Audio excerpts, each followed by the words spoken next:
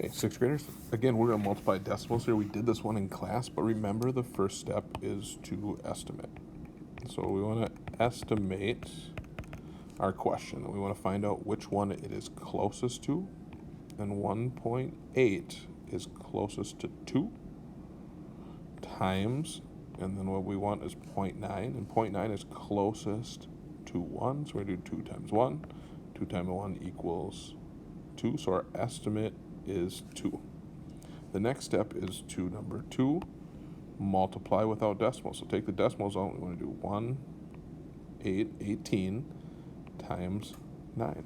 So again, make your generic rectangle. So it's 10 and 8 times 9.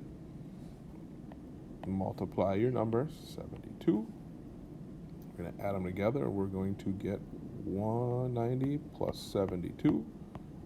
We're going to get 162. And then we've got 162, and we need to place the decimal. So we're going to place the decimal near the estimate, and our estimate was 2. So if I place the decimal here, I get 1.62, which is really close to 2. If I placed it here, it would be 16, and that's farther away from 2. And if I placed it here, that would be 162, and that's really far from 2. So our answer here, and the placement will be 1.62. Okay, nice job, guys.